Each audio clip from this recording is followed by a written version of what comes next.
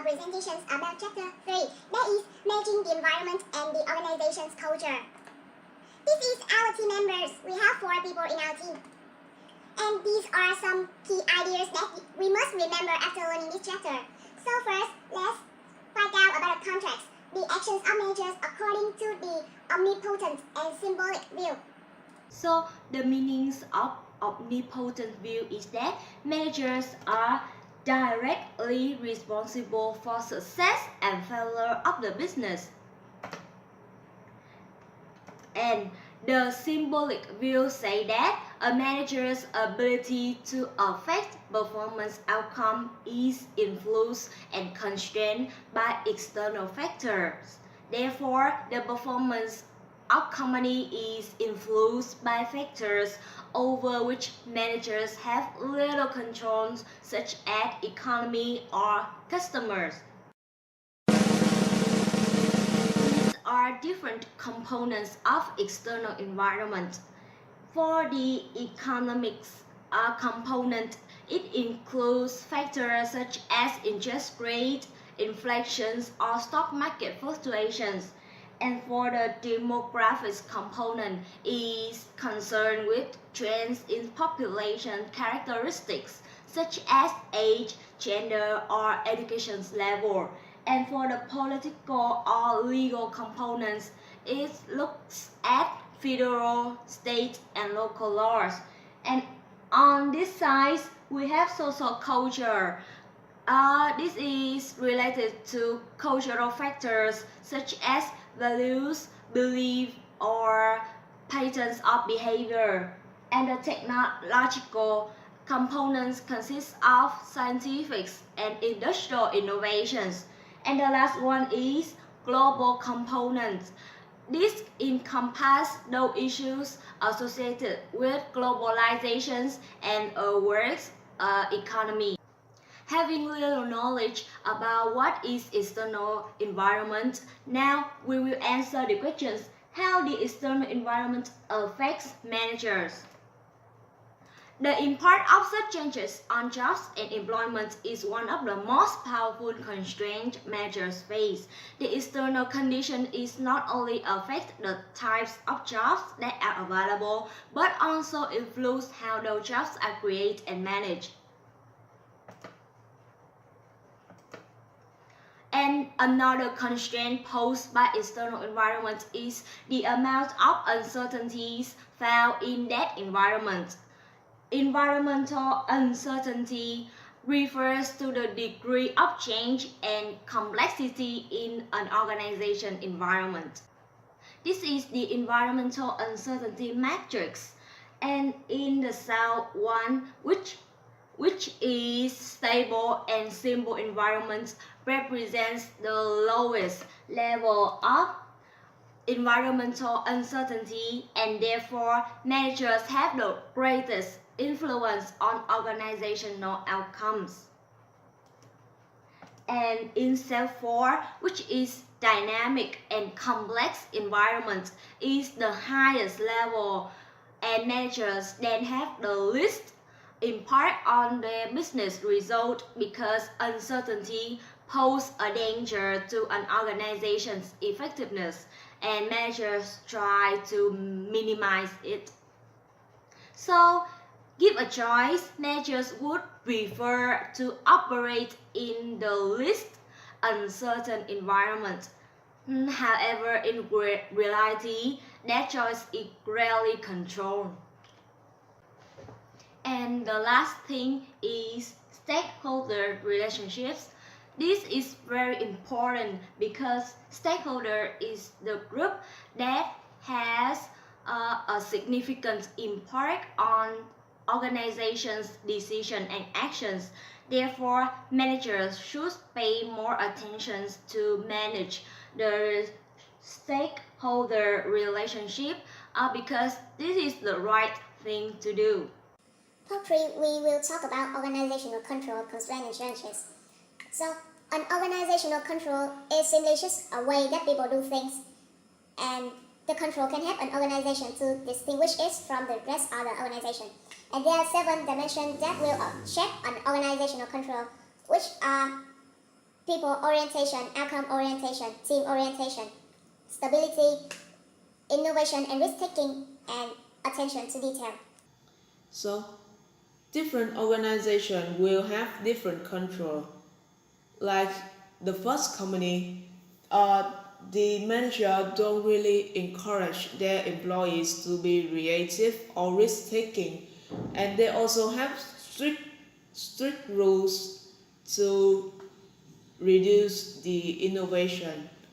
But on the same, on contrast, the second company, the manager encourage their employees to be creative, to be risk-taking, so uh, they can make an innovation for the company.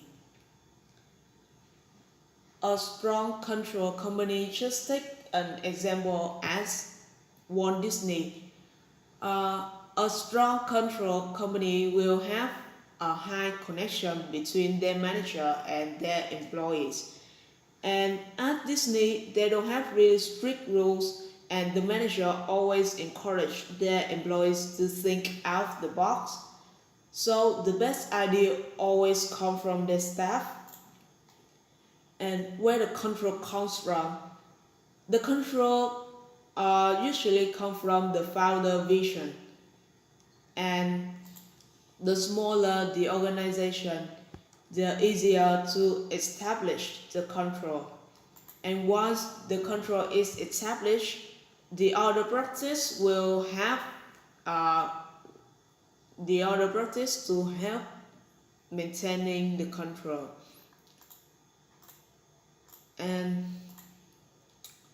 so the employees will learn the control through story, ritual, material artifacts and symbol, and also the language. The control not only affects the employees but also affect the manager decision, such as the decision about planning, organizing, controlling, and leading. Part 4, we're going to talk about organization control issues. So first, if we want to create an innovative control, we have to consider about the challenge and involvement, the freedom, the trust and openness, playfulness, the conflict resolution, debates, and risk-taking. For example, about one company, they apply the playfulness in their workplace by combining a playground with an office, a workplace office. And if we want to create a customer responsive control, first we need the type of employees who are friendly and good at listening to the customer. Besides that, we need to empower them and create an environment without any strict rules with the employees. And but also we need to acknowledge the employees about what they can and cannot do. And a workplace spiritually provides the member with a way to balance between the demanding and stressful environment. So the organization noticed that people often have their mind and spirit. So the organization with spiritual control, they usually help the members to connect with each other and create a community where people can find their purpose in their job. And also there are 5 characteristics of a spiritual company, which are the first one is strong sense of purpose. The second one is focus on individual development. The third one is trust and openness. The fourth is employees empowerment. And the last one is tolerance to employees expressions. Now let's move to the case application one. In this case, we're making discussion on Zabot, one of the best e-retailer in the world. For the first questions, here are the Zabot 10 corporate values. They are deliver well through service, embrace and drive change, create fun and a little weirdness, be adventurous, creative and open-minded, pursue growth learning, be humble, be passionate, and determined, do more with less. I think build a positive team and family spirit, or build open and honest relationship with communication which impacts on the employee of organization so positively. Each year, such as the employees will be taken more responsibility for their work. So these two values are to maintain and sustain employee commitment to the company. Secondly, I claim that Zabot deserves to be the #1, the best e-retailer for its organizational cultures. Its corporate cultures is so quite unique compared to the largest business in the world.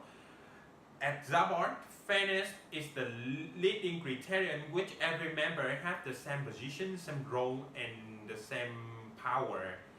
I would say Zabot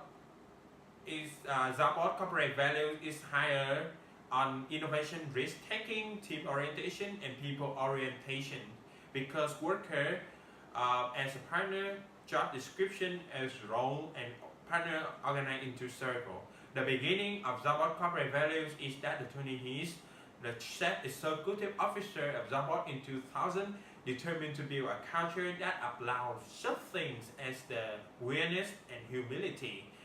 And the corporate values of the company has to be live. So the company does this by maintaining a complex web of human interaction. I agree that the right culture with the right values will provide the best performances. Initially, it influences how managers plan, organize, lead, control their work operations. And most importantly, in a stronger culture, the company and the employee of the company are more loyal, and their productivity tends to be higher. Finally, what other companies can learn from Zabot and its CEO 20 is that the ability to establish a strong, unique, bright corporate cultures which employees or customers understand what the company stands for and its purposes. First, the external component might be important is they are economic, demographic, technological, and social cultures. Economic components is the most important because it is always effective to pose concerns and challenge to the manager. In the second answer question, that is what external trend do manager at the movie theater tend to deal with? I think I think home movie theater may be more of the threat, as they have become extremely affordable and have a acceptable quality. As in the case study, other factors noted included the noise, uncomfortable seat, the inconvenience, the crowd, and too many previews before the movie. So, and moreover, the record music on the internet is facing with the illegal downloading of the songs. And the third question is, how do you think the trends might conscious decisions made by manager at the movie theater chains? These trends might affect to what manager do as they plan, organize, they lead or control. For instance, the counter to the problem, as I mentioned, that home movie theater managers have to upgrade their surrounding system more effective than the alternative family system, but they also have to show the customer the affordable price to attract them. Thus, it might constrain decisions of the manager in some situations.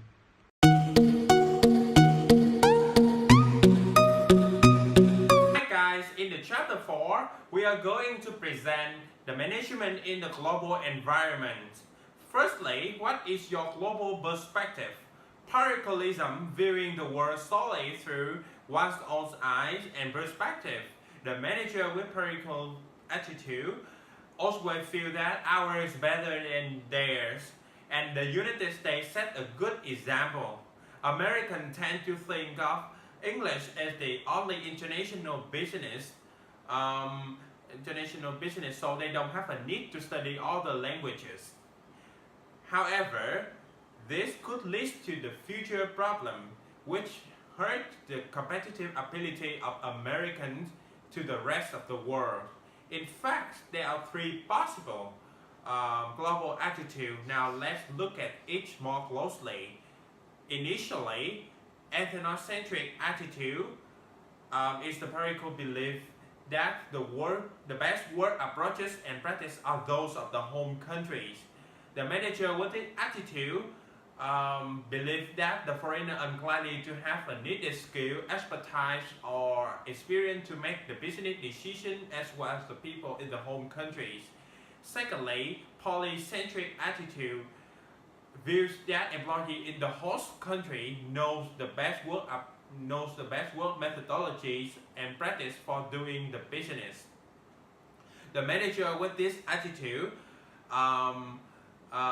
tend to let their employee in the host country figure out how best to do things. Take an instance of the foreign country in Vietnam, such as the Samsung or Nestle. Should 2 companies prefer employing the local labor forces rather than the foreigners into the most important position of the combination and the marketing strategy or customer services, even though the abroad employment have the higher efficiency, capacity, and technical skill rather than the native people. The final type of the global attitude is the geocentric. It's a world-oriented that focuses on the best using the work statistics and people around the globe. The manager with this type look at the best values of people regardless of the origins. Such an attitude is extremely useful to the global environment.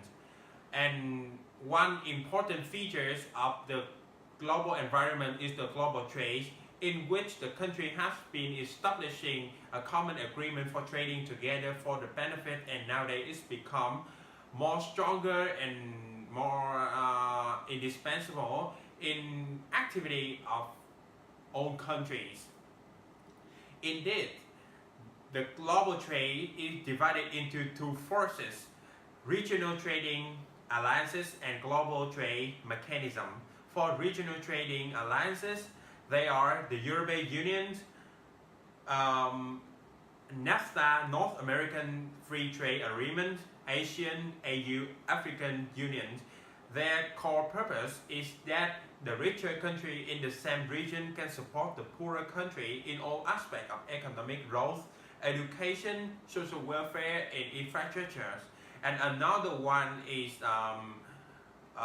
global trade mechanisms. Have you ever heard or have you ever wondered why the 2008 financial crisis in the United States didn't completely collapse the global economy? Simply, one primary reason is because the governmental intervention, trade and financial organization, such as the World Bank Group, International Monetary Funds, and the World Trade Organization, have to avert the potential crisis. Finish. Just all. The learning object 3 and 4. In learning object 3, there are different types of international organizations. First of all, that is multinational corporation, called MNCs. That is any type of international company that maintains operation in multiple countries. The second is multi-domestic corporations, which decentralize management and other decisions to the local country. This type of globalization reflects the polycentric attitude. Next, another type of NEC is global company, which centralize management and other decisions in the home country. More of a transitional or borderless organization is an MEC which attribute geographic barrier and illimited. And we move to the how organizational go international.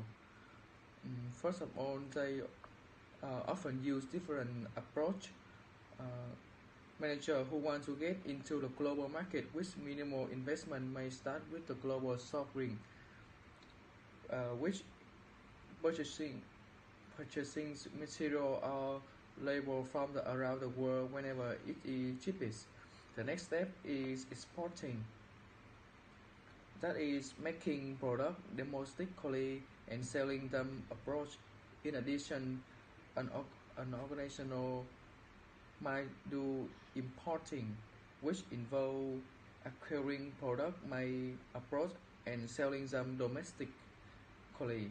Managers also might use licensing and purchasing, which are similar approach involving one organization giving other organization the right to use its brand name, technologies, or product specifications in return for a lump sum payment or fee usually based on sale. When organization has been doing business international for a while, one way to increase investment is through the strategic alliance, which is a partnership between an organization and foreign company partner or partner in which both share resource and knowledge in developing new product or building production facility. A specific type of strategy alliance in which the partners from a separate independent organization for some business purpose is called joint venture. Next, that is the political legal environment. In the US, managers are accustomed to stable legal and political system, and managers must stay informed of the specific law in countries where they do the business. And finally, some countries have rich political climate.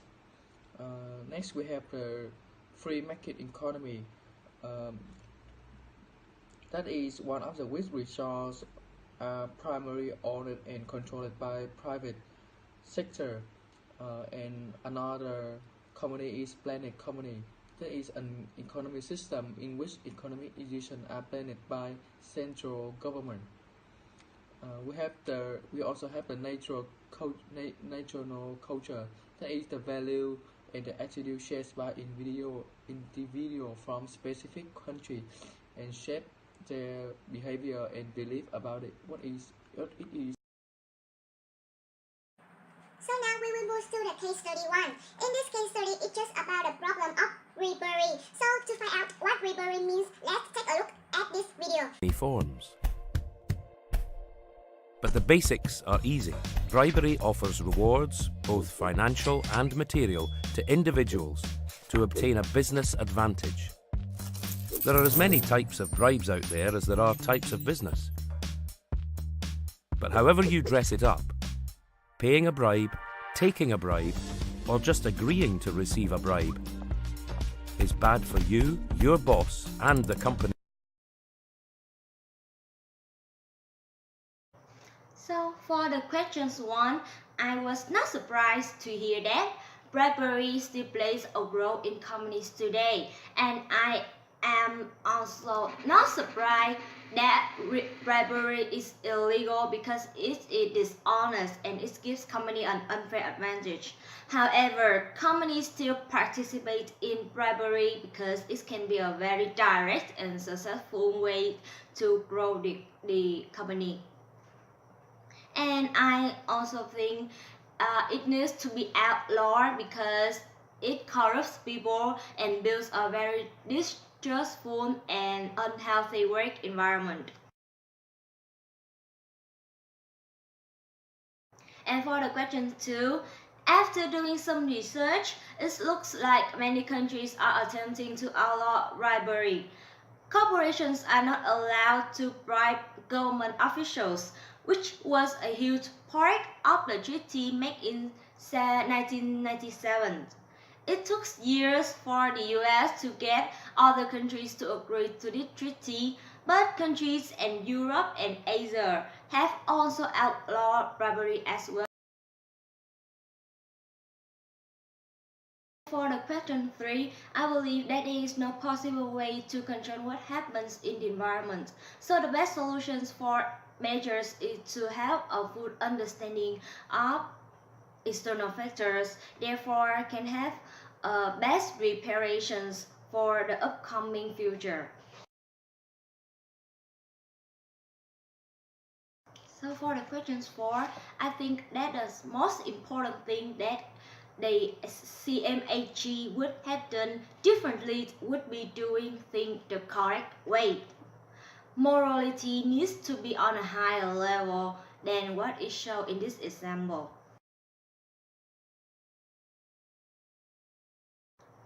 So the first example is the Odebrecht company. This is the region's largest construction conglomerate. The reason is that dozens of companies acknowledge paying bribes to politicians and officials in exchange for contracts with Petrobras. This is the Gain State Oil.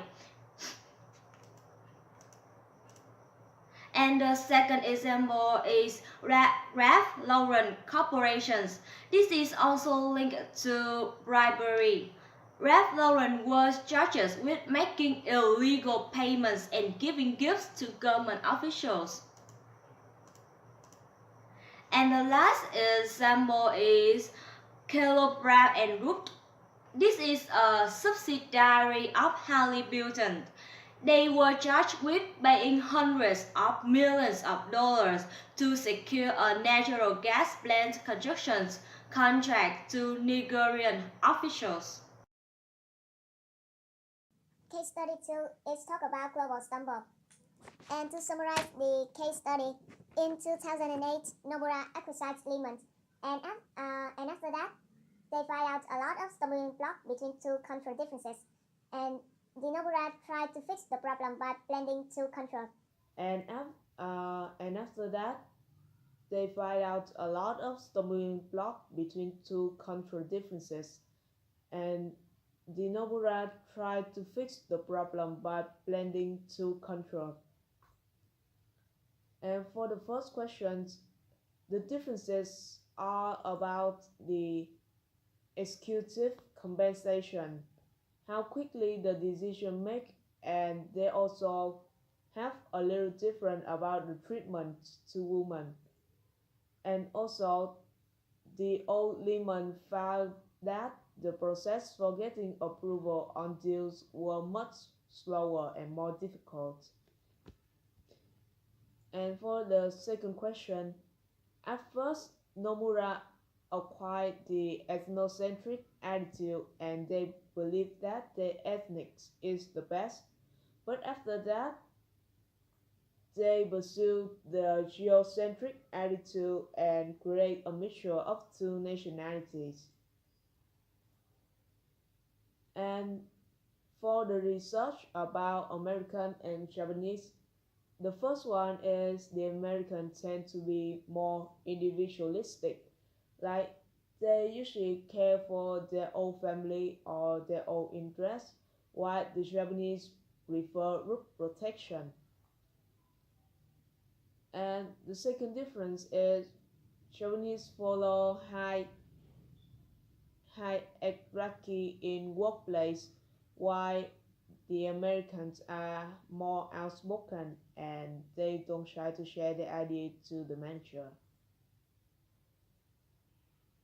And to improve the cultural awareness, Nomura should educate the employees on the differences that exist across the variety of control, and divide the they should divide their people into groups which have a lot of different controls so they get to know each other. And for the last question, the statement is saying when a business wants to go global, its manager should move forward to geocentric attitude, and the manager should acknowledge about cross-control differences. And as we can see in the case, Nomura is trying to apply this attitude to better the working environment for their staff and also for their business. Thank you, next, thank you, next.